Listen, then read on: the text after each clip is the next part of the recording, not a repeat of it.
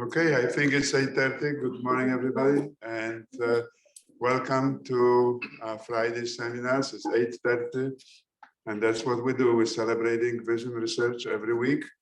And today we have a very important contributor to vision research, Gabe Travis. So we're truly delighted. He doesn't need any introduction, but yet we will have someone to introduce him.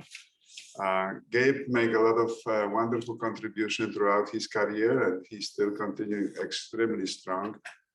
So we're truly delighted to have him today.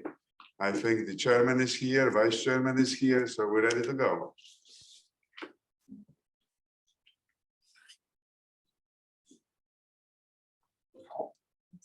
Good morning, everyone, and welcome to today's Distinguished Speaker Series. My name is Caroline Menezes. I'm a postdoctoral researcher at Dr. Krzysztof Wojciechowski's lab, and it is my pleasure to introduce Dr. Gabriel H. Travis, Professor of Ophthalmology and Biological Chemistry at the UCLA School of Medicine. Dr. Travis is an endowed shareholder of the Charles Kenneth Feldman Professorship at UCLA. Dr. Travis received his bachelor's degree in chemistry at UCLA. Afterwards, he completed medical school and received an MD from the UCLA School of Medicine. Dr. Travis concluded both his internal medicine training and neurology residencies in UCLA's Wadsworth VA Hospital. He furthered his education doing postdoctoral training in UCLA's Molecular Biology Institute and Scripps Research Institute. Dr. Travis has a long-standing research activity in the field of retinal neurobiology, with a major expertise in studies of functional organization of the normal and diseased retina. Dr. Travis has received numerous awards and distinctions for his substantial contributions to the field, including the Research to Prevent Blindness Innovation Award, 2 of the Macular Vision Research Foundation Award, the Ruth and Milton Steinbeck Fund Award, the Jules and Doris Stein Research to Prevent Blindness Professorship Outcome Award, and the John Merck Fund Scholarship, just to name a few. Dr. Travis's work has been supported through various agencies, including a current R01 grant for studies associated with the mechanisms for light-driven chromophore synthesis by Mueller cells to regenerate cone opsin and maintain cone sensitivity, that focuses on understanding the function of the non-visual opsin, RGR opsin, in Mueller cells of the retina. And additionally, Dr. Travis was also awarded the Research to Prevent Blindness Innovation Award for the functional characterization of ABCA4 transporter and photoreceptors from a zebrafish model of recessive Zcrdh disease. And this grant focuses on ABCA4's role in photoreceptor outer segment discs. Considering his expertise, Dr. Travis has been invited for over 85 seminars and scientific presentations to date, and has published numerous publications, including more than 90 articles in peer-reviewed journals that comprise prestigious publications such as Cell, Nature Genetics, and Nature Medicine. Without further ado, it is our pleasure to have Dr. Travis present his talk today, titled Observations on the Alternate Visual Cycle for Regenerating Cone Visual Pigments.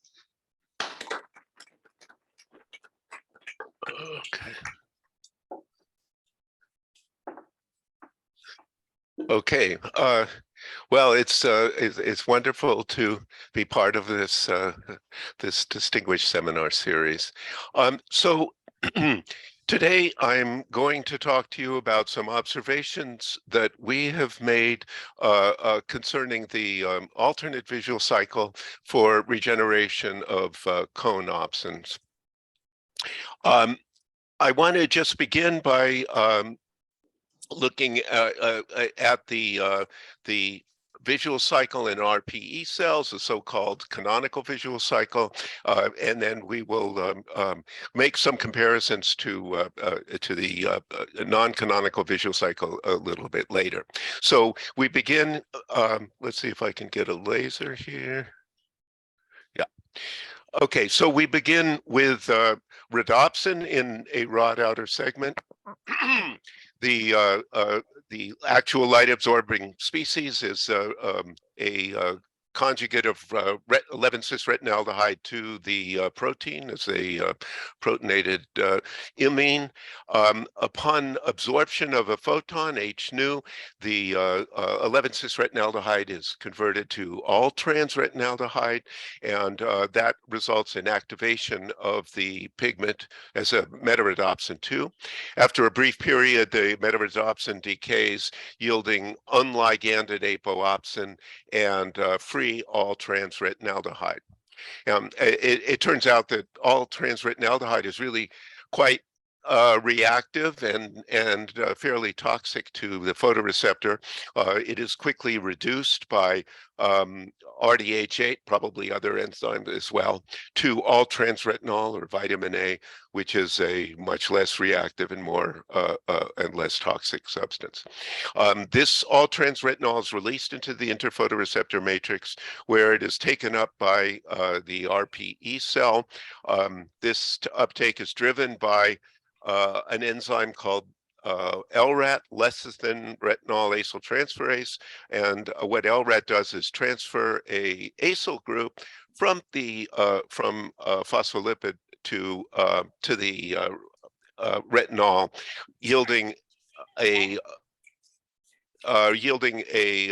retinal ester. And we'll be talking a little bit later about the retinal esters. These are storage forms, very stable membrane-associated storage forms of retinal alcohol. The critical step in this canonical visual cycle is isomerization. This is carried out by enzyme RPE65, and RPE65 has a trick where it uses the hydrolysis of the energy of hydrolysis of the retinal ester to power the uphill, energetically uphill conversion from the all trans to 11-cis configuration. 11-cis is a higher energy because it's sterically constrained. Now, before Christoph raises his hand, I must say that I spoke incorrectly. It's not actually a hydrolysis, as Christoph has shown. It's in fact a decarboxylation with the formation of a stable carbocation. However, in terms of this diagram and in terms of the energetics, it doesn't really make any difference. The final catalytic step is oxidation of the 11-cis retinol to 11-cis retinaldehyde, which is the visual chromophore. And that is released into the interphotoreceptor matrix, where it's taken up by the rod outer segment, recombines with apoopsin to form a new rhodopsin visual pigment, and we're ready for another photon. Now, a couple of points that I'd like to make, just draw your attention to.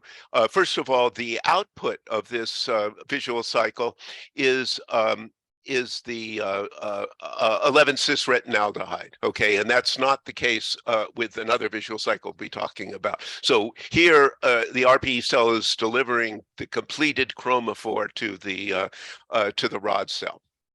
Another point is that the rate limiting step in this process is the isomerization, and actually RPE65 turnover has been calculated to be much slower than the total rate of rod and cone pigment photoisomerization under daylight conditions. And so this, I think, already implies the existence of another visual cycle for daylight operations. Now, I'd like to look at a few lines of evidence suggesting that from the literature over actually quite a few years, suggesting the existence of an alternate visual cycle. And this appears to be in Mueller glial cells of the retina. The visual cycle serves cone pigment regeneration. Okay, so we'll go over these points one by one. In salamander retinas that have been separated from the retinal pigment epithelium, cones but not rods recovered light sensitivity spontaneously following a deep photo bleach. Okay, so what this says is that even when the retina has been separated, the cones are still able to. I mean, when the retina and the RPE are separate, the cones in the retina are still able to regenerate, but the rods cannot. And I think this implies the existence of a visual cycle in the retina for cone pigment regeneration. Another set of observations is that Mueller's glial cells express multiple retinoid processing proteins, including CRALP, cellular retinol binding protein, multiple retinol dehydrogenases, including RDH10 and RGR opsin. Okay, so the presence of all these retinoid processing enzymes sort of suggests that Mueller cells process retinoids, right? And then importantly, RP65 and LRAT, which are the key enzymes of these, what we call the canonical visual cycle, are not expressed in Mueller cells, and in fact are not expressed in the retina. They're only expressed in the RPE. Another observation is made by Zcrdh is that primary cultured Mueller cells were shown to take up all-trans retinol and secrete 11-cis retinol into the medium. So these two findings, again, suggest that Mueller cells are the site of the alternate visual cycle within the retina. And finally, and maybe most importantly, the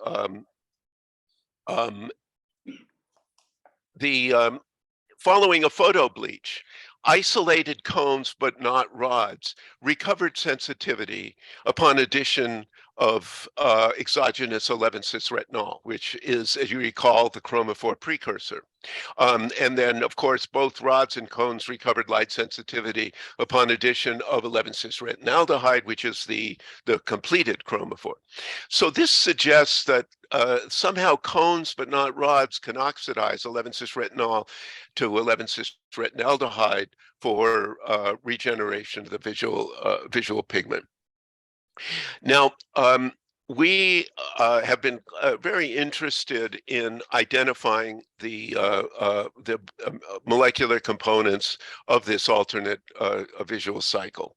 And a strong candidate for the isomerase in this pathway is a protein called retinal G protein coupled receptor opsin, or RGR opsin. This is a protein that was originally discovered by Henry Fang, who also did a lot of the work on the behavior of this protein. So what do we know about it? Well, RGR opsin is a bistable opsin, and it binds all trans retinaldehyde in the dark, which it converts to 11-cis retinaldehyde upon exposure to visible light. 470 works best, but any visible light works. And this is opposite to the direction of isomerization that we see with rhodopsin and the cone opsins. Recall that these visual pigments bind 11-cis retinaldehyde as an imine in the dark, which it converts to all trans. Here we're seeing the conversion of all trans to 11-cis retinaldehyde. RGR is expressed in both RPE cells and Mueller cells of the neural retina. It's closely related to another all-trans to 11-cis retinaldehyde photoisomerase, retinochrome, which is a protein that's found in cephalopods, squids, and octopi. So this is another photoisomerase. RGR opsin lacks the conserved motifs, which are written here. I won't read them out to you, but these are motifs that have been shown to be required for binding of opsin to transducin. And therefore, it's very possible that RGR opsin is not a signaling molecule. It may just be functioning as a photoisomerase, despite its given name.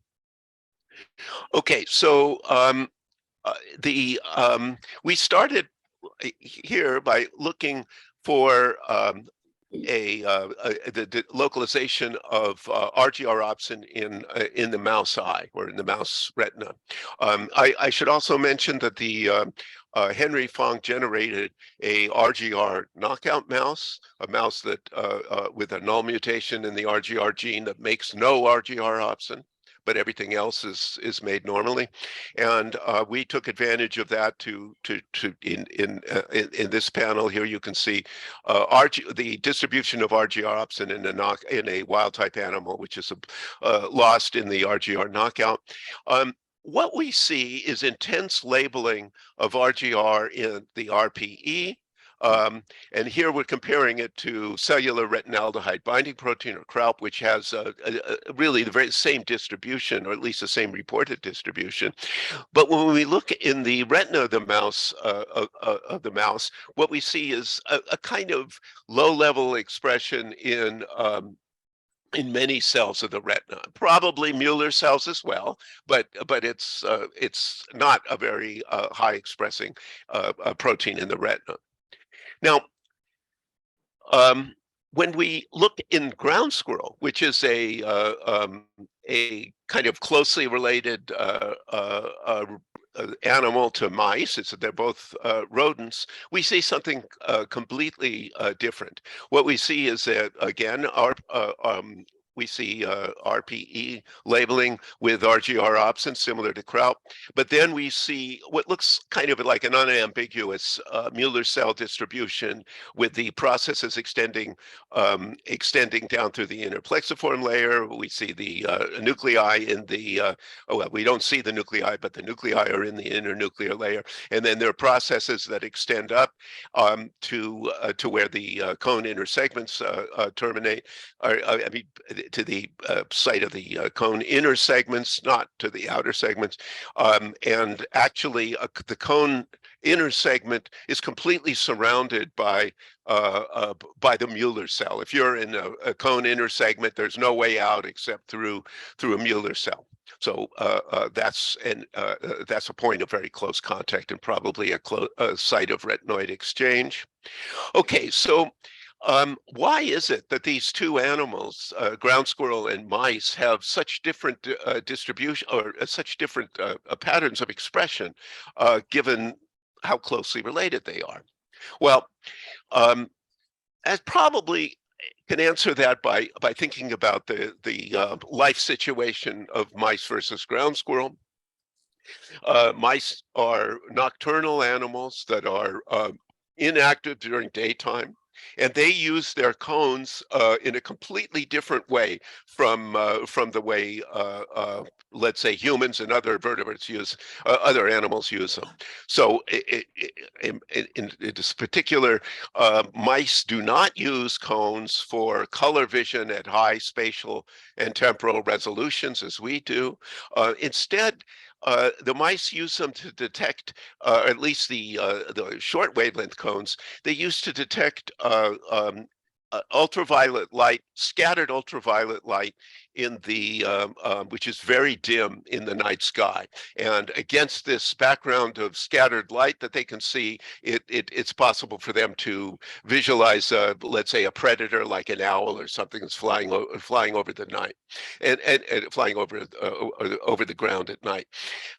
So really, the cones in a mouse retina, or at least the short wavelength cones, are functioning much more like ultraviolet sensitive rods than like cones. And in particular, they're operating in conditions of very dim light. And so they have very little reason for a visual cycle that would provide high throughput, of a rapid delivery of visual chromophore, because they're hardly using any chromophore since there's hardly any light around. And I think this is one of the reasons that I think that mouse is actually a poor model system to study cone visual pigment regeneration. Okay, so here this is some of the biochemical analysis that we've done of RGR opsin. This is a heterologous expression system where we're expressing RGR opsin in HEK cells. I shouldn't say RGR opsin. Let me just take a step back. So what we're interested in is what are the machinery in Mueller cells that would allow us to, that allows them to convert all trans retinol, which is taken up from photoreceptors, to 11-cis retinol. And this, again, has been shown, I think, several times in the literature that that's what Mueller cells do. But how do they do it? What is the machinery? Well, RGR opsin, we're assuming, is one of the components, but that doesn't do it because RGR opsin would only be delivering aldehyde, visual chromophore directly, but that's not what we see. We see the precursor 11-cis retinol. So that suggests that the RGR is acting with some retinol dehydrogenase in the Mueller cell, and of course in the RPE as well. So here we look to see whether that's true, whether there is a dehydrogenase required. And in this case, we transfected HEK cells either with non-recombinant pcDNA plasmid, with a plasmid that expresses RDH10, a plasmid that expresses RGR, or both plasmids expressing RDH10 and RGR. And we looked at these cells exposed to either in darkness or exposed to 470 nanometer light. And what we see is that first of all, in the dark, nothing happens. Okay, we only see production of 11-cis retinol. Once again, we're looking for a conversion of vitamin A, all trans retinol added to the cells, into 11-cis retinol, and we don't see any 11-cis retinol formed with the non-recombinant plasmid, with RDH10 alone, or with RGR opsin alone. However, when RGR and RDH10 are co-expressed, we see robust synthesis of 11-cis retinol. Okay, another question is, well, is this interaction between RDH10 and RGR opsin kind of specific for RDH10, or would any other retinoid isomerase, any other dehydrogenase do? And so for this study, what we did is we did co-expression in HEK cells. We expressed all of the dehydrogenases that are known to be present in Mueller cells and RPE cells, which is where RGR opsin lives. RDH5, RDH8, RDH11 and RDH14 did not cooperate with RGR to produce 11-cis retinol. Again, here in this case, all of the cells have been exposed to light, so this is all in light. However, when we looked at human, mouse, or chicken RDH10, we see robust 11-cis retinol production from all trans retinol. So we can say from this experiment that there is a specific interaction between RDH10, or let's say they were specifically collaborating RDH10 and RGR opsin to affect this conversion. Okay, so up until now, the biochemical studies have involved heterologous expression. Here we did an experiment with actual retina microsomes that were prepared from either the wild type mouse retina or a wild type mouse RPE compared to the RGR knockout retina and RPE. What are microsomes? Well, microsomes are a light membrane fraction that contain the membrane-associated proteins in the cell, but without most of the other stuff in the cell. Okay, so it's just a purified preparation of, it's just a preparation of membrane-associated proteins. Okay, what do we see here? Well, what we see is light-dependent and RGR-dependent synthesis of 11-cis retinol. This represents this delta between this high blue and the low blue bar. Okay, that's retinol that's produced in a RGR-dependent fashion. This is essentially the same result that I showed you already. And then when we look, I mean, I showed you with the heterologous expression. We don't see any light or RGR-dependent formation of 11-cis retinaldehyde by retina microsomes, however. We see production of 11-cis raw, but not 11-cis retinaldehyde. Then we turn to the RPE. We see, again, robust production in an RPE, I mean, in an RGR and light-dependent fashion, a robust formation of 11-cis retinol from the added all-trans retinol, but we also see a light-dependent formation of 11-cis retinaldehyde from all-trans retinol, and that would be reflected here. So just to summarize, retina and RPE microsomes show RGR and light-dependent synthesis of 11-cis retinol, while RPE microsomes also show RGR and light-dependent synthesis of 11-cis retinaldehyde. And I think this is just kind of speaks to the greater versatility of RPE cells. Now, one of the points I'd like to make, which I think has been, maybe I didn't state clearly enough in our paper, when we talk about the retina visual cycle, I by no means wish to imply that it only takes place within the retina. I think it's pretty clear that whatever's going on in the Mueller cells of the retina also go on in the RPE cells. But the reason we study the retina is because the proteins RPE65 and LRET are not present in Mueller cells or even present in the whole retina. And so this allows us to study the cone pathway in isolation of the other pathway. That's the reason why we look in the retina, okay? It would be much more difficult to do this study in the RPE, although presumably, you'd find the same thing. Okay, so we did a physiological experiment. This was a study done by Ala Morshidian in a lab of Alapacum Sampath. And this is kind of an interesting experimental design. Basically, what we did is we looked at, first of all the animals here are on a GNAT1 knockout background. What's GNAT1?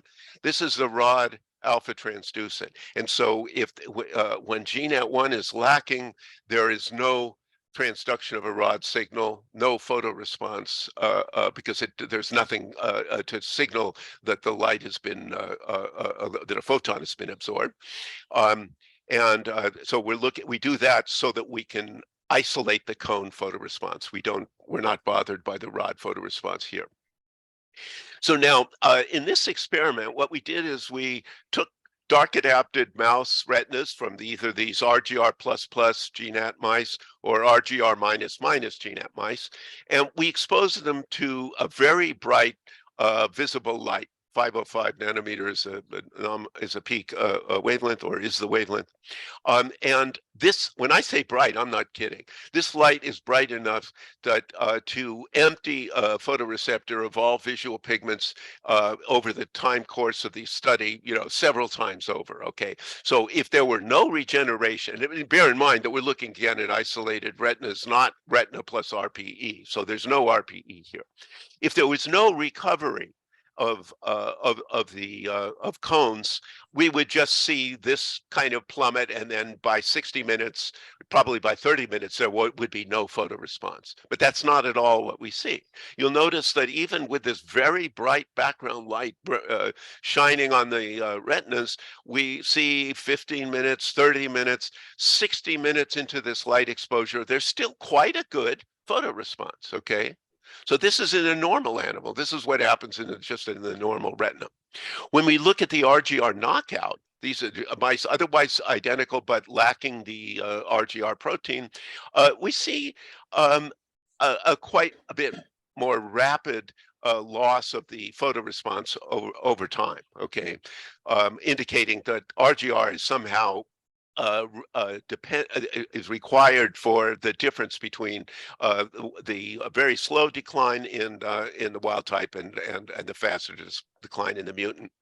And then a third experiment we did is look again at the RGR++, the wild type, but this time we pre-treated the retina with alpha aminoadipic acid, which is a glial toxin. It poisons and kills actually Mueller glial cells. The use of this glial toxin in the kind of physiological context was pioneered by Vladimir Kepelov, and we followed his example here, and what we observe is a pattern very similar to the RGR knockout. Okay, so even though RGR is plus here, we see kind of a similar pattern as we see in the RGR minus. Okay, now these are physiology replots of the data showing various aspects of the data. I think one of the points to make is that this loss of the photoresponse is accompanied by a significant loss in photosensitivity of the photoreceptors. If we look, I'd like to just look at the maximum amplitude because there are a few more points. I mean, there are a few more conditions here. In the dark adapted state, whether it's RGR++ or RGR minus, we see over an hour no decay in the photoresponse. And this is kind of a control for the whole experimental system. Maximum amplitudes with a bright light on, we see modest decrease in the photoresponse, but still quite a bit is retained in after 60 minutes of light exposure. Whereas in the RGR knockout mouse or in plus RGR mice that have been treated with the glial toxin, we see a much more rapid decay in maximum response amplitude, and also in the relative sensitivity of the cones. Okay, so this brings us to our kind of our hypothesis for the cone or alternate or retinal visual cycle, and I'd like to go over a few aspects of it. We've filled in a lot of the players, or tentatively filled in several of the players now. And I'd like to just go over the pathway as we did with the rod visual cycle. So first of all, we start out with a cone opsin visual pigment coupled to 11-cis retinaldehyde, as rhodopsin is. Absorption of a photon, H nu, induces the isomerization of this chromophore, and after a brief period, actually a very brief period in the case of cones, the activated opsin, cone opsin, which is what signals the visual transduction cascade, decays again to release free all-trans retinaldehyde, and it itself becomes unliganded cone opsin or apocone opsin. All-trans retinaldehyde is reduced. RDH8 is nominally the protein that does that, but I think there are probably other proteins. I won't go into why, but there are other proteins that are maybe involved with that. This is a study that was the demonstration of RDH8. It was a study that was done by Christoph and co-workers. Showing that it reduces the retinaldehyde. Okay, so then the cone does just what rods do, which is push the vitamin A or all-trans retinol out into the interphotoreceptor matrix, asking, hoping someone's going to turn it into visual chromophore. Okay, and so if it's taken up by a Mueller glial cell, it encounters this protein complex that we call the redox photoisomerase, and this is a mechanism that we think is going on. All-trans retinol is oxidized by RDH10, which is a known, which has been shown to have that catalytic activity, oxidizing all-trans retinol.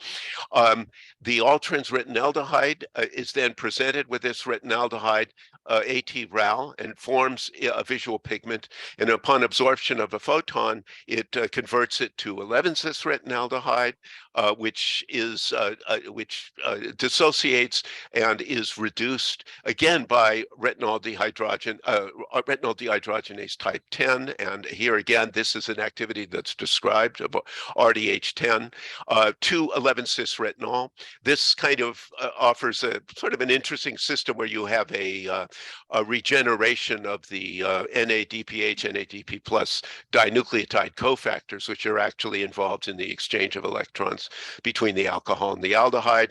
And then notice that the output of the Mueller cell pathway, or the alternate pathway, is 11-cis retinol. It's an incomplete chromophore. It's a precursor of chromophore. It is not 11-cis retinaldehyde, as the case with RPE65 mediated pathway. The 11-cis retinol is taken up by the cone, and here it is oxidized. And I think I presented the data from other studies that should convince you that it is undergoing oxidation to form visual chromophore, which then regenerates the cone opsin, and you're ready for another photon. Okay, so this, I think, one of the a kind of important point is that, you could say, well, so, why do you need this pathway? I mean, what does it do? Well, I think we all appreciate the fact that rod photoreceptors saturate. So in bright light, and a light that causes more than about 500 isomerizations per second, not even bright light, I mean, moderate light, 500 isomerizations per second closes all the channels in a rod. And so beyond that, the rod is what we call saturated. It no longer can respond to a bright light flash. And so it really is contributing nothing to useful vision. But something that maybe people are not aware of is that rods have no way of suppressing photoisomerization of their rhodopsin. I mean, even though it's not being detected, by the brain, it's not really contributing to vision, the rods continue to churn through visual chromophore in bright light. So in daylight, the rods are going through a lot of visual chromophore. And if you consider that in a rod-dominant retina, such as a human retina, there are about 95% rods and only about maybe 5% cones, you realize that this pressure for visual chromophore by the rods is quite significant. They're all competing for this scarce chromophore under conditions of very bright light. And so what we think the real function of the alternate visual cycle is to provide chromophore precursor, 11-cis retinol, to the cones. And the reason that's important, because cones can oxidize it to 11-cis retinaldehyde, but rods cannot, right? So this becomes, you might say, like a private pipeline of chromophore between the rods and between the cones and Mueller glial cells, also RPE cells too. But we're just focusing on what's going on within the retina. And as I mentioned, these two cells, especially the inner segment of the cone and the Mueller glial kind of most distal processes are completely, the glial cells surround the cone. So there's a very good proximity for the back and forth exchange of visual retinoids between these two cell types. Okay, so I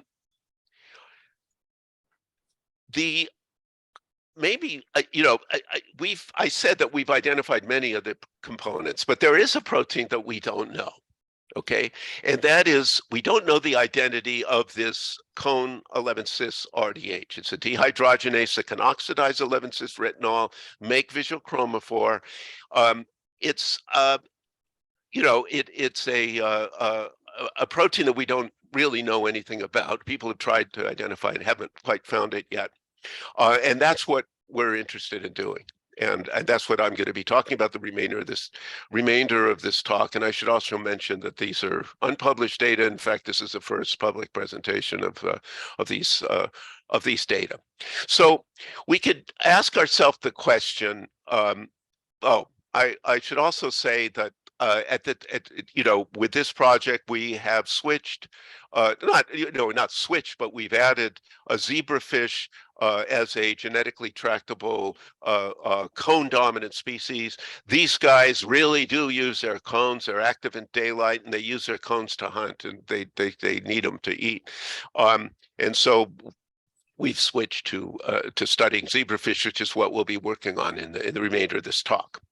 Okay, so in order to get a handle on this 11-cis retinol dehydrogenase, we have to kind of think about what we're looking for. What is it?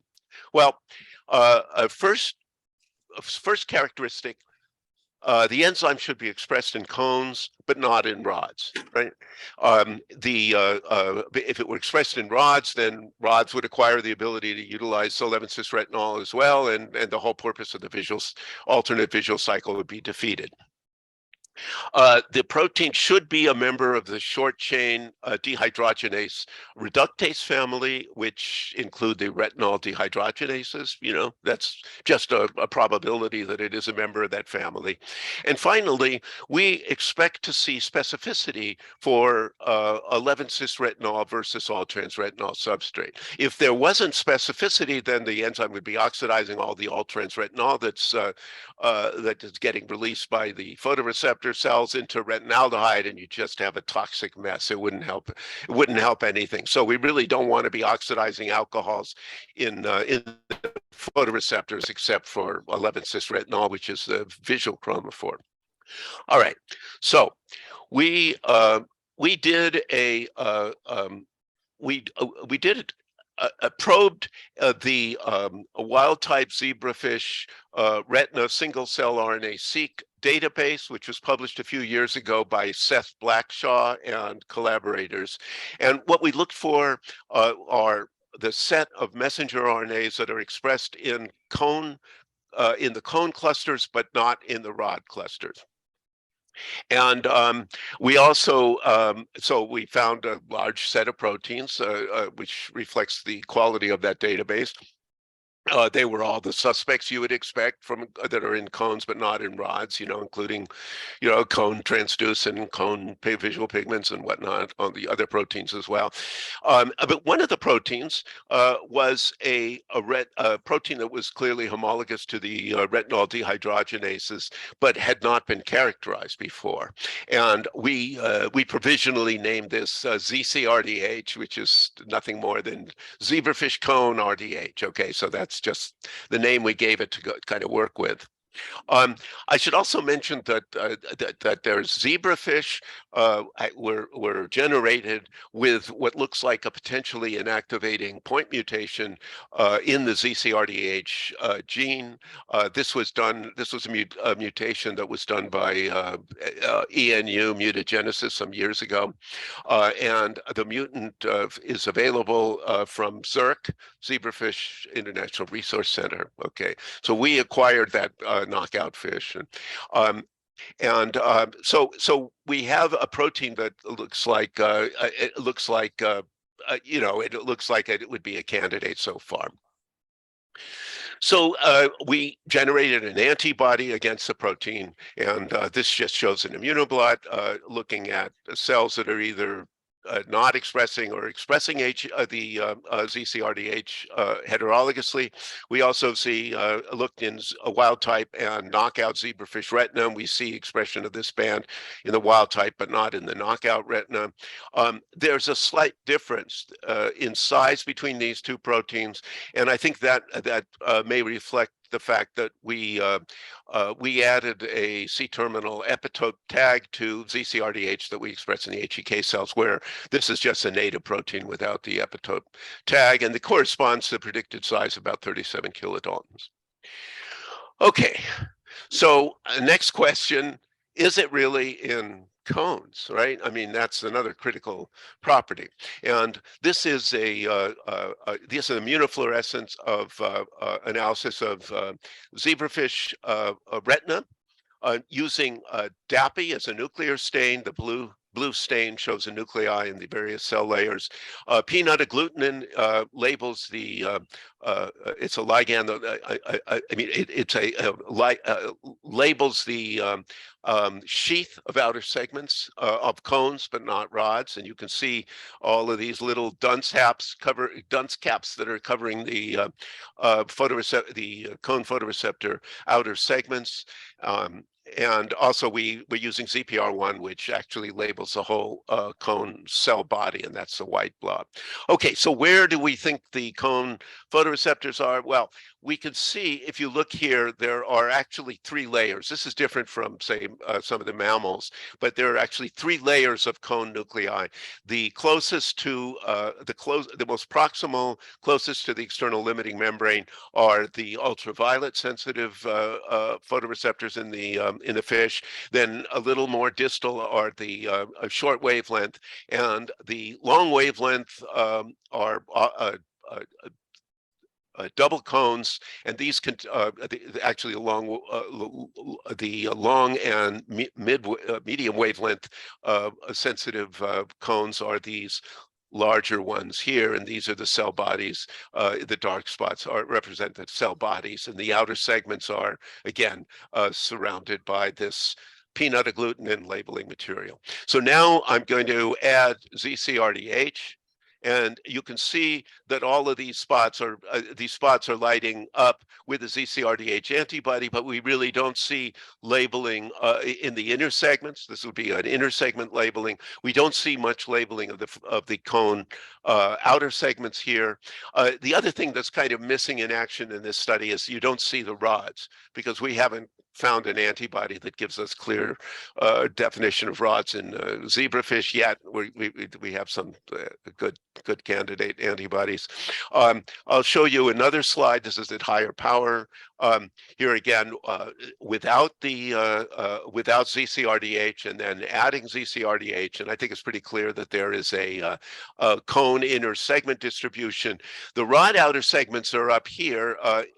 Most of the outer segments of the rods are actually buried in the RPE in light adapted samples, and so the signal is pretty low anyhow, because it's being quenched by the melanosomes in the RPE. But I think we can say that Zcrdh is expressed in cone inner segments and not in rods at all.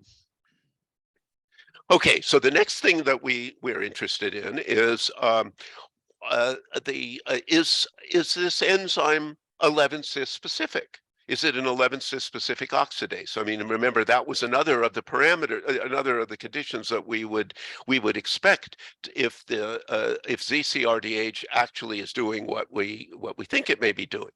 And so this is an experiment. It's a simple Michaelis-Menten kinetics experiment where we express Zcrdh again in HEK cells. We use the HEK cell homogenate, which we added. Those were being used as an enzyme source in these assays, and then we added different concentrations of either all-trans retinol or 11-cis retinol, and looked for formation of the cognate aldehyde, all-trans retinaldehyde, or 11-cis retinaldehyde.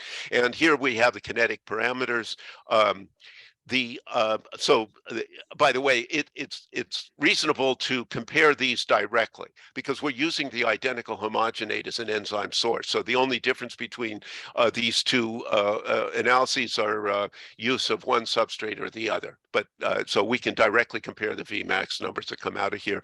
So if we look at the maximum, the maximum turnover rate at a saturating substrate, for the all-trans retinol oxidations, 41 picomoles per minute per milligram, whereas for 11-cis retinol, it's 175 picograms per minute per milligram. And similarly, when we look at the Michaelis constant, which is the concentration that yields half maximal reaction velocity, it's 13.8 micromolar, which is actually probably super physiological. So it probably never even gets to see substrate at these concentrations. Whereas the Michaelis constant for for Zcrdh and 11-cis retinol is 2.4 micromolar, which is entirely physiological. So I think these data are pretty convincing to show that this is that Zcrdh is an 11-cis specific retinol oxidase. And then we did some biochemical studies on the wild type and knockout zebrafish retinas. This is a what we call a retinoid dynamics experiment, and basically we're looking at zebrafish retinas. Actually, when I say retina, this includes the RPE. It's retina plus the RPE from either wild type zebrafish or the Zcrdh knockout zebrafish. I'm showing you the three most interesting visual retinoids here. So first we'll look at chromophore, 11-cis retinaldehyde. Not much difference in the dark. And then what we did is an 80% photo bleach. I guess I should just go over what we're doing here. So what we do is we're taking these eyes, letting them from animals that were overnight dark adapted, and then we're exposing them to bright light that would yields about an 80% photo bleach, and then we watch the recovery at different times, 5 minutes, 30 minutes, at 60 minutes in the dark. So we're watching the dark recovery, and what we're seeing here is that we see that the recovery is delayed in the Zcrdh knockout retinas, that there is 11-cis retinaldehyde being formed, but it's delayed. And I just want to point out that we're looking both at rods and cones, right? I mean, this is a retina which it's about 60% cones, I think, in an adult zebrafish, maybe 40% rods. So there are plenty of rods here. So what we're looking at when we see a difference in 11-cis retinaldehyde, we're actually biased against ourselves, because we wouldn't expect the difference in the rod, the amount of 11-cis retinal that would be going into rods, only the 60% or so that's going into cones. So actually, if we were only looking at the levels of 11-cis retinaldehyde in the cones, it would be quite a bit lower in the Zcrdh, right? I mean, both would be lower, but the difference would be larger. Okay, then we really wanted to look at 11-cis retinol, since that's what we think is a substrate for the Zcrdh. But unfortunately, levels of 11-cis retinol were too low in this zebrafish ocular tissue for us to quantitate. So instead, we looked at a good surrogate for 11-cis retinol, which is 11-cis retinol palmitate. As I mentioned to you, when there's excess 11-cis or 11-cis retinol is actually any retinols are sort of stored by esterification, and then they become kind of a stable insoluble storage form. And so what we see here is that there are very much higher levels of 11-cis retinal esters in the eyes of the knockout fish, and that these don't really change very much during the course of this reaction. And so I think what we're seeing here is that the 11-cis retinol is it's kind of being taken up by or it's being esterified. We can't really say exactly what cell type is esterifying it, but it's being esterified because it's not being utilized by the cones expressing Zcrdh, because there is no Zcrdh in these animals. And then the other observation we observed is a quite dramatic increase in all-trans retinal palmitate, which is an all-trans retinal ester. Now you could say, why all-trans? Why would that go up? Well, I think if in this, fairly cone-dominant retina, if you suddenly take out the utilization of the all-trans retinol by the Mueller cells, and then I think what we would expect there would be excess all-trans retinol, which the RPE is very happy to sock away as retinal esters. So I think these findings are completely consistent with our model of what a Zcrdh is doing. Okay. Last experiment is one that was done by Richard Fredrickson, and that's in the lab of Alapakam Sam. Sampath and Gordon Fain also working there. And this is kind of the first part of this is a repeat of an experiment that I described for you in the introduction. And so it's called microspectrophotometry, and it's a mechanism to measure the visible spectrum of pigments in actual photoreceptors, in live photoreceptors that have been isolated. And so here what we see, let's just look at the dark adapted, the black dots. These are dark, no light exposure yet. And we can see the absorption spectrum for M-cone opsin, L-cone opsin, and rhodopsin, about 500 nanometer peak there.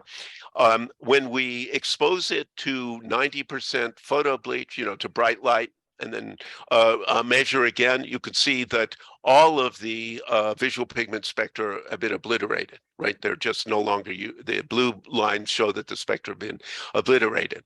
However, when we expose the bleached outer segments from wild type, L-cone, M-cone, and rod, we expose it to 11-cis retinol, we see recovery. So these rods are able, we expose it to 11-cis retinol and we see recovery of both M-cones and L-cones. And that would be these red dots here. We see reappearance of the visual spectrum.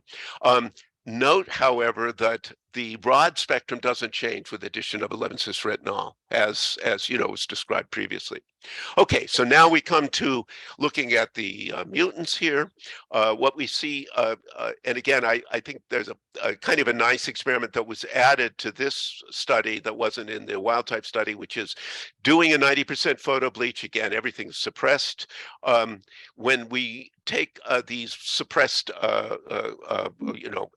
these bleached either cones or rods and add 11-cis retinaldehyde, which is visual chromophore, boom, they come up. That's the green. And we see very nice recovery of M-cone opsin, L-cone opsin, and rhodopsin. Okay, so that's all makes sense. That's what was described. However, when we look at the Zcrdh knockout mice and add 11-cis retinol, we see no recovery of either M-cone opsin or L-cone opsin. And under the same conditions with a wild type mouse, here you can see that we do see recovery of M-cone opsin and L-cone opsin upon addition of 11-cis retinol. And of course, we don't see recovery of rods in the Zcrdh retina, just as we don't see recovery of cones in this retina. So I think that we can say that these observations provide further support that Zcrdh is the enzymes that allow cones to regenerate their visual pigments from 11-cis retinol via the alternate visual pathway. So, of course, the question everybody is thinking now is, what's the mammalian ortholog of this protein, right? Because that's what people care about, are mammals and especially humans. So this is shows the results of aligning the sequences from the various human proteins that are conceivable candidates for this activity, for this cone 11-cis retinol dehydrogenase.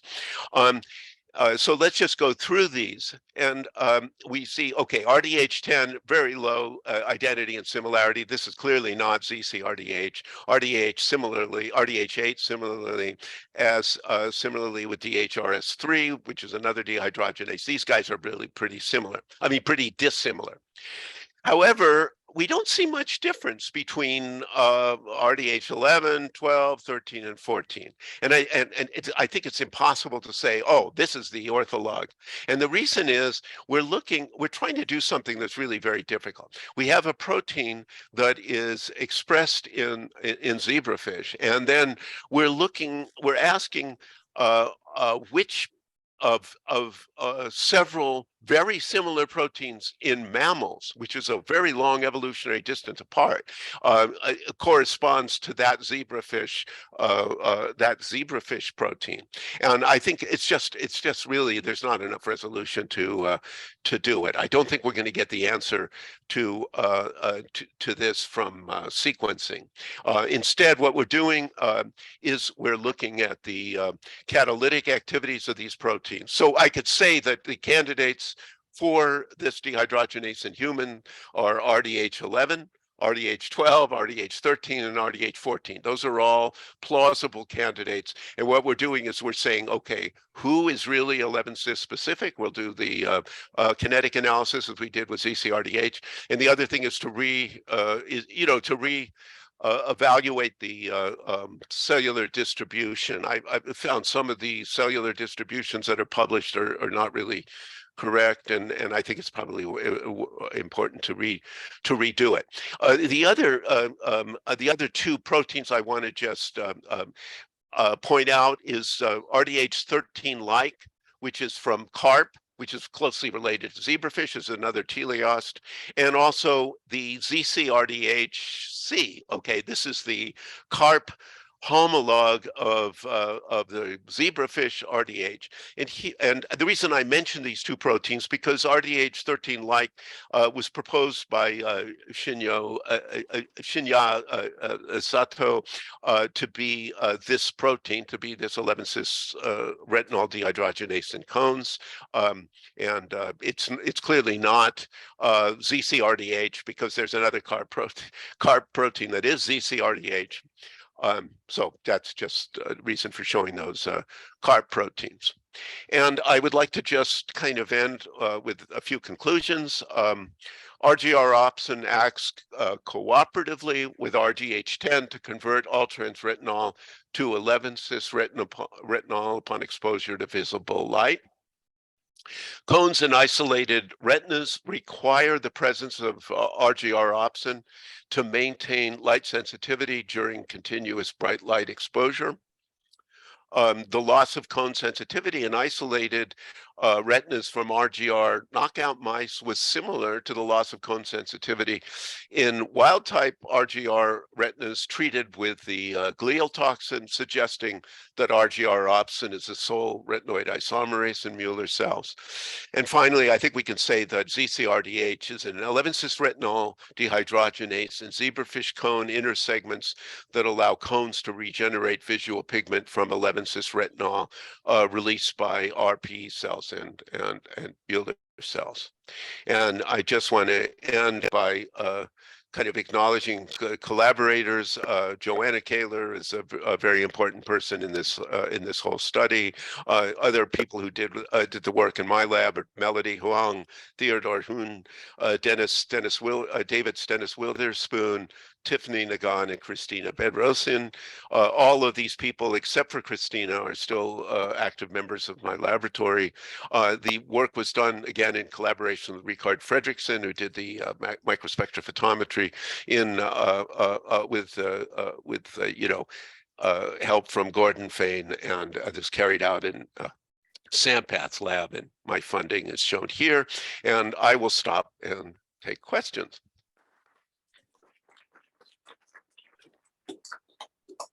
Thank you very much, Gabe. This was really a wonderful presentation, and we have at least 10 questions here. So I will hold on with mine because they could be quite long. So let's start with Hernan. Hello, thank you for the very informative talk. For the Michaelis-Menten plot where you tested if Zcrdh was specific to 11-cis retinol versus all-trans retinol, did you by chance happen to test against other isomers of retinol such as 13-cis and 11-cis? No, we didn't do that. These are big experiments, and I think those are relatively irrelevant retinoids in terms of vision. So no, we didn't do that. Alex. Dr. Travis, thank you for a wonderful talk. I have two questions. Maybe I missed it, but what is the distribution of RGR in the fish retina? Does it resemble the ground squirrel? Did you happen to check what might be the cofactor for Zcrdh for its activity, whether it's NAD or NADP? No, okay. So we didn't look at RGR. That would be interesting to do. We haven't. We're still developing an antibody against the zebrafish RGR. Actually, there are two RGRs, so we're developing antibodies against both of them. The zebrafish has two onologs, or they're called, due to a genome duplication event. And no, we didn't compare. We just used with the studies, we used NADPH. The only dehydrogenase I'm aware of that actually uses NADH is RDH5. And most of the other ones use NADPH, but we didn't check with NADH. All right, let's move to Marco and Emma. Dr. Travis, thank you very much for your talk. I have two questions. So the first is, you mentioned at the beginning of the talk that mouse is not a good model or not the best model to study the RGR.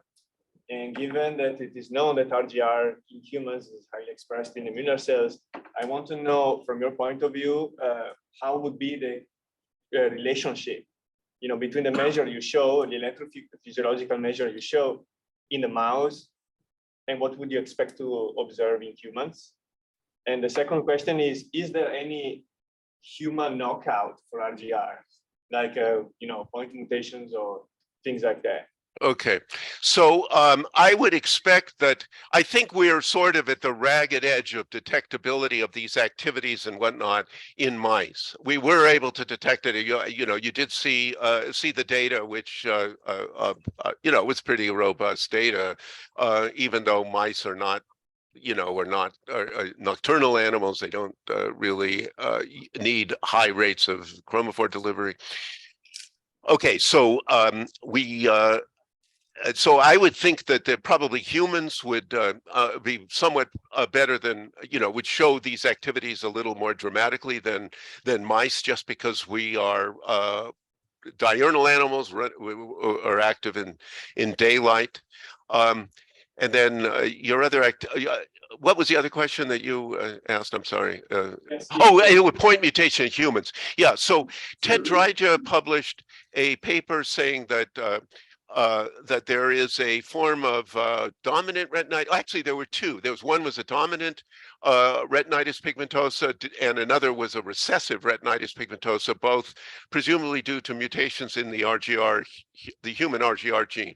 However, my understanding is that those observations have not held up, and that it's no longer thought that RGR is responsible for either of those diseases. So I guess the answer is no. We don't yet have we don't know of a human mutation. Travis, thank you so much. Thank you so much for the talk. Wonderful talk.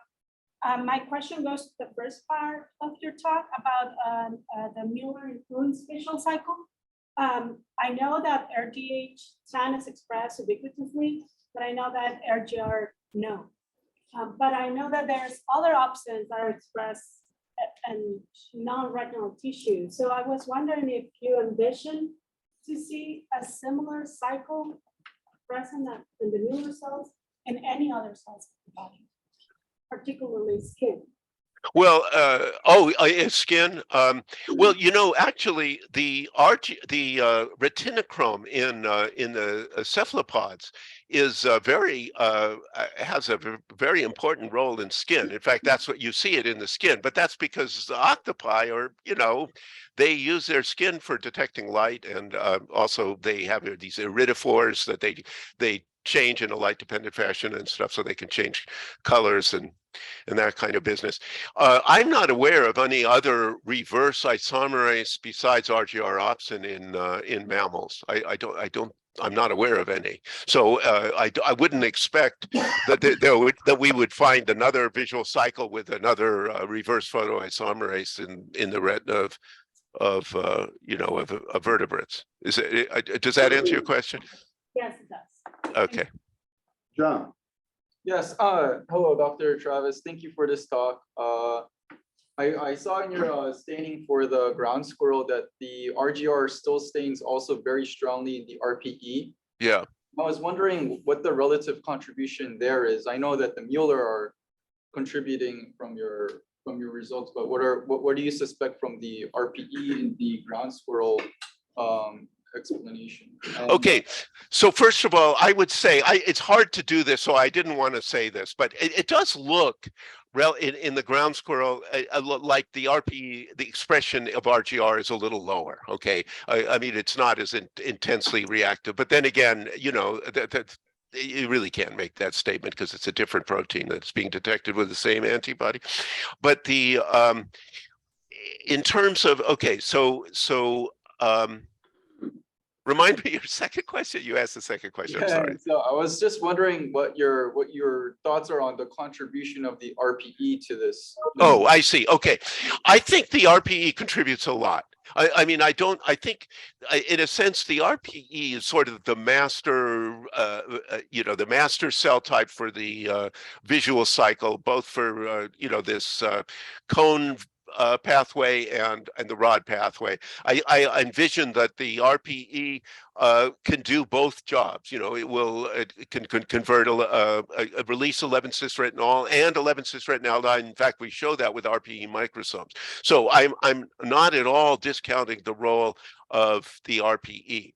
However, the results I presented in the introduction were observed exclusively in the retina. Those were all experiments that were done where the RPE is missing.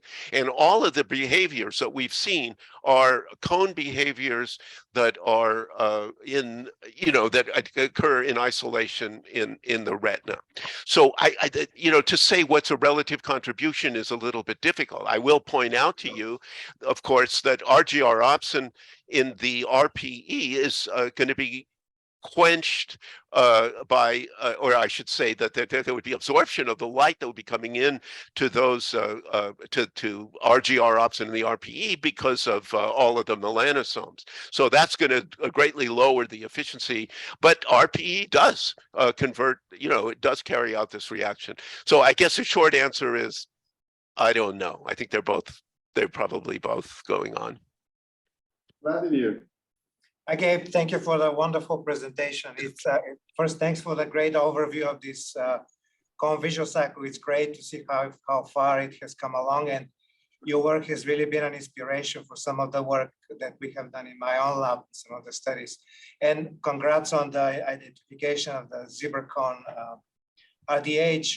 I have a couple of questions. First, I noticed from your stainings that it's expressed not just in cones, but it seems to be also in the inner retina. It looks like maybe cells and maybe RGC. So I wanted to hear your thoughts on that. And my second question is more kind of a little off, but what do you think about the traffic of chromophore back and forth between cones and Mueller cells and RPE cells, and specifically in the context of maybe IRBP not being required for this traffic of chromophores? So again, I would love to hear your thoughts on how the chromophore goes in and out.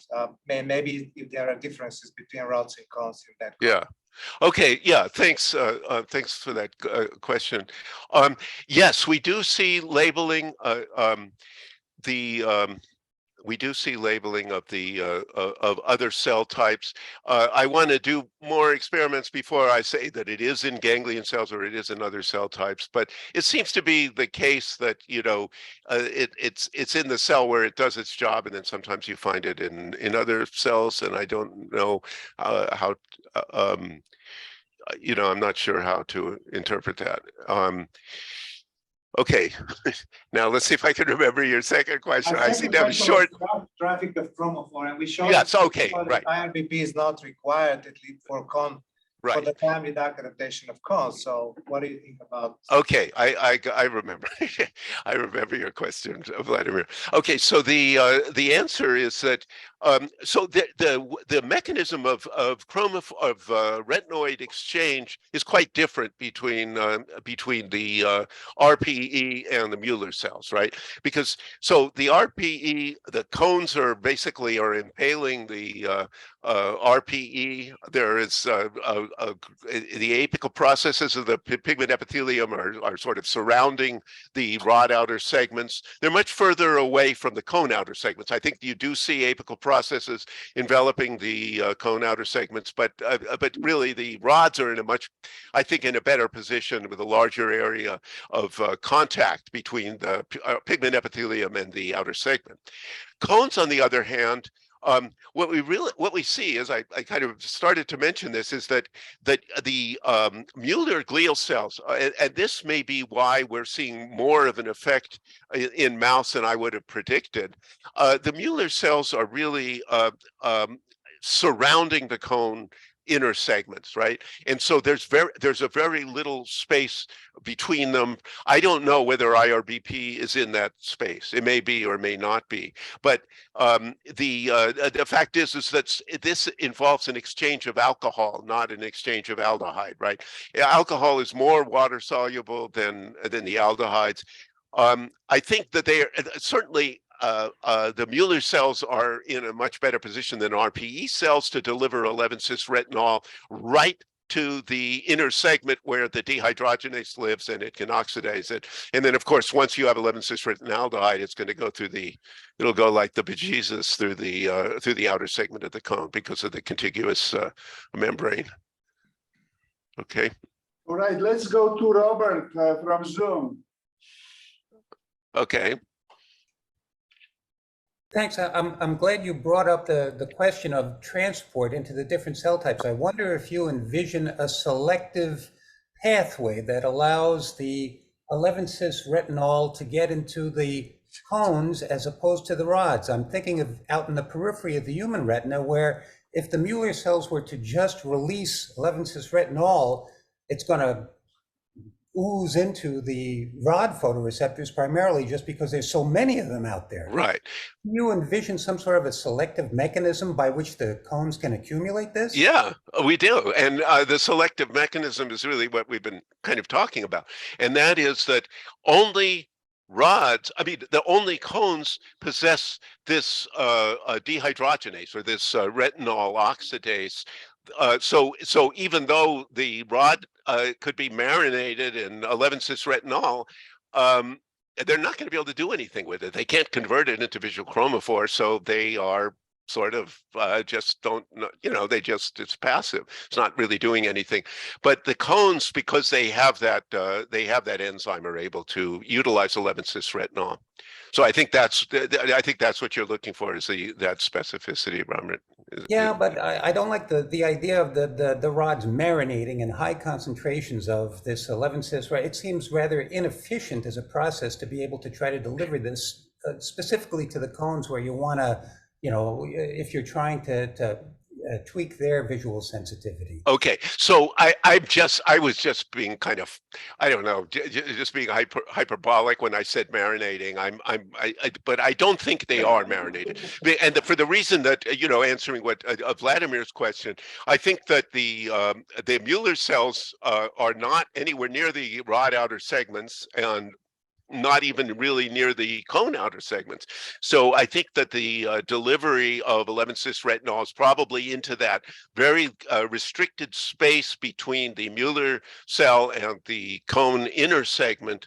And I don't know that it's actually spilling out all over the place. It probably leaks, and there is some that's going to be to the rods, but that's probably the other mechanism you're looking at. It's not maybe like the RPE that is just spewing its 11C RAL into the whole interphotoreceptor matrix. I think it's a little more specifically directed. Okay, thank you very much. Sure. All right, we will have a last 3 questions, and will come from Jennings, Philip, and myself, and then final comments go to our famous Michael Redmond. So we're grateful Michael sticking around. Okay, good.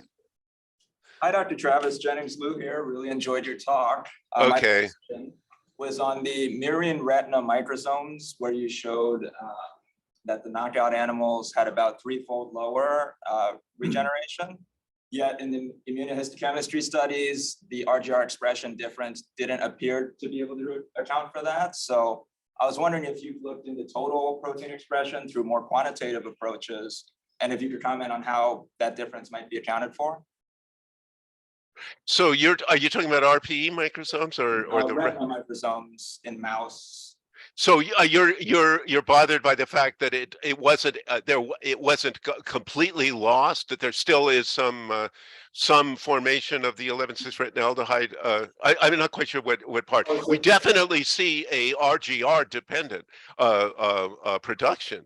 We can go back and look at that slide if you didn't see that, but there is RGR dependent production, but it's not the only production. There is other things, and I think the fact that these microsome experiments work at all is kind of amazing. I mean, it's a pretty complicated soup, and I think it's we're not really I don't know. Anyhow, so I'm not sure I would say that.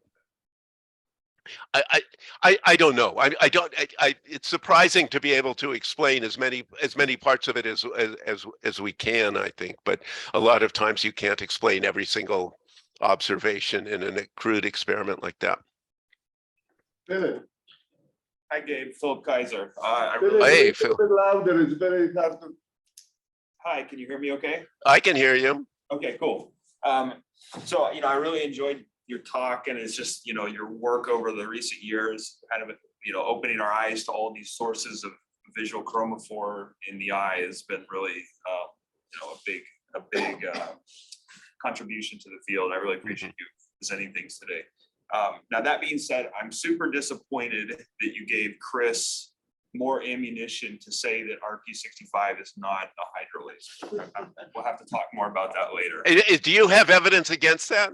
Is that so anyway, that's what I'd like to hear, if you have evidence against it. I know that actually that carbocation that Chris describes was I know all about it, because when we were doing mass spec of retinoids, man, that's all we saw. It would just lose water, like right now. If you look at retinol, it would lose water and form this very stable carbocation. And so it doesn't surprise me at all that's what Chris and I guess Mike Redmond observed. Right. Well, okay. Anyway, hydrolase, right? It's just all we're considering is substitution. We have water going without any consideration. Yeah, right. I mean, anyway, it's the bookkeeping's the same. I'll stop it before. Okay. Anyway, what I wanted to just one comment on the last part, which is super exciting, the identification of the dehydrogenase. Working with zebrafish, and as you pointed out, with the whole genome duplication and the issue of orthologs kind of may complicate the inference of orthology. And the thing that struck me from your findings is, it may be too big of a jump going from fish to humans. And I wondered if you had considered going with some kind of intermediate species, to kind of provide a bridge to maybe what the right thing would be, and whether you had considered whether there's even ortholog at all in humans, that maybe this is something that is specific to zebrafish due to this issue of duplications. Right. I mean, the studies have been done in animals as well, in mammals as well, and there is evidence. Sort of this behavior seems to be going on in animals as well as zebrafish. It's certainly possible that zebrafish did it one way and mammals did it a different way. That they just pressed a different enzyme into use. That is, I think that's possible. In terms of an intermediate species, so the problem is that finding species that are financially feasible to work with, that are genetically tractable, that you can do CRISPR-Cas9 gene editing, et cetera, make transgenics, all that kind of stuff, and that you can collect the eyes and then do biochemistry on the eyes and do other things, physiology and whatnot. I mean, there aren't that many animals you can do that with. I can't think of one. You can't do it with a lizard or a turtle or any of that stuff that have a lot of cones. And so I'm not sure what would be another one, unless you got something in mind. I'd be interested to hear. What would be something in between fish and mammals? I don't know. I was just thinking more just simple activity assays, with. Oh, I see. Looking. Nothing necessarily in vivo, but just knockouts. So. Right. Well, I'm hoping that we find. In fact, we already have found one of the dehydrogenases that it has the behavior that we would expect, and I'm not going to talk about it yet, but I'm hoping we'll be talking about this at FASEB, and I'm hoping that we'll be able to give you the actual identification, or more likely we'll give you you know, a possible identification. I don't think we'll ever get it real until, I don't know, until we have a knockout of that animal, which actually we may already have, you know, it just hasn't been studied yet. Okay. Okay, so let me just ask you one quick question and then one quick comment. So the question, do you have a second homolog of this zebrafish, of this enzyme? Okay, so it turns out, so that you talked about a complete genome duplication in Teleos. And in fact, it only about 2/3 of the genes are duplicated. When you look at it, you don't see duplicated. For example, RGR opsin is duplicated, RDH10 is duplicated, Zcrdh is not. There's only one copy of the Zcrdh. So that is easier for study then. Yeah. So in terms of the kinetics, and I have to be professorial here, you have a Km that you determine in membranes. And did you do this experiment in mild detergent? I don't think we've done that I don't think we did this experiment in detergent. So, you know, you have biphasic system, you have membranes and solution, and you have partition. Retinoid will go to membranes. So if you will add 1 milliliter of more water, you will dilute the system tremendously. And yet the concentration of retinoids in membranes will be the same. So without doing this in a mild detergent, the Km in this two-phasic system, it doesn't make much sense because, like I said, I can dilute this 10 times and I will have 10 times lower Km. Well, you mean the K. Yeah, I understand your point. You're saying it's difficult. The concentrations are, because they partition. The other issue is that the retinols are much more soluble in water than the aldehyde. So we have something that's driving the reaction towards a membrane soluble aldehyde. But I think that the part that I would sort of come back to is that if you take a step backwards, I don't mean to, you know, waste clean thoughts on dirty enzyme preparations, as Racker said, but I think since we are comparing using exactly the same material, comparing the two substrates, you know, it's the same homogenate. I think you could say that there is quite a big difference between the rates of all-trans retinol dependent synthesis of AT-RAL and 11C-RAL dependent synthesis of 11C-RAL. I think there is no doubt that there's a big difference. But I agree with you that the Michaelis constant may not be so meaningful in this context, and probably would be a good idea to do it in a little bit of detergent, and so it becomes a single phase. I agree, Chris. All right, let's go to Michael for his final thoughts, comments, and whatever come to his mind.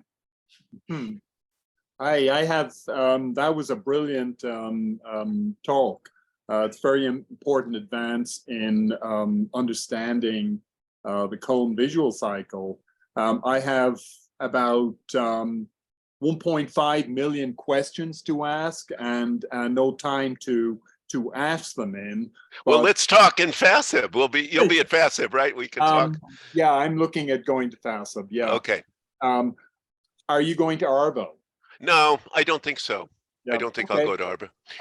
But Philip asked the question, what is a good intermediate? I would offer chickens, since chickens haven't. I mean, they're messy to work with, but they haven't lost the cones like mammals have. Mammals went through a period of evolution where cones were essentially de-emphasized, and it's only animals like groups of animals like the primates and ground squirrels that have basically resurrected cones.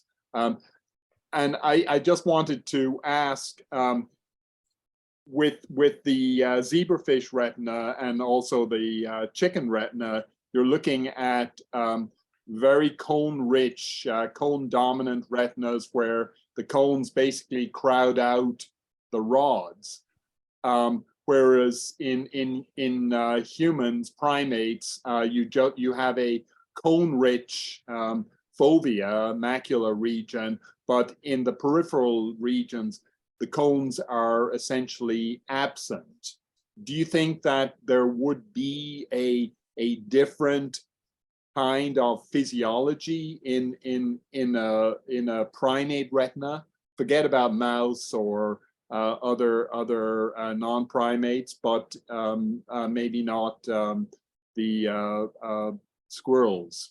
Well, that's an interesting question. I guess that I have a point that a point of ignorance here, and that is, are there Mueller cells in the fovea? I mean, do the Mueller cell? I know they're not. The cells are not in the fovea, but are the Mueller cell processes still surrounding the cone inner segments in the fovea as they do elsewhere? Does anybody know that? I don't know. I because that would be very important. If there are the Mueller cell processes surrounding the cone inner segments, then there shouldn't be any reason why this pathway wouldn't be there. But that's something I don't know. I'm sure it's known, but I don't know it. And another question is in the Zcrdh knockouts, you're getting a tremendous accumulation of ester. Where is that ester accumulated? And is it LRAT that's esterifying it? Right. Okay. So I know why you. I think it's probably when we separate. If we look at zebrafish and we separate retina and RPE, we find that most of the retinal esters, both the 11-cis and the all-trans esters, are in the pigment epithelium. Okay, so we don't see large amounts of 11-cis esters. Well, there's some, but we don't see large amounts of 11-cis esters in the retina. So I think that there are other animals, like, for example, chicken has and ground squirrel has a lot of 11-cis esters in the retina, but zebrafish kind of doesn't as much. But I think that's why the mechanism, our interpretation sort of was via the mechanism of the probably Mueller cells. So I mean, probably RPE cells as well as Mueller cells. Okay.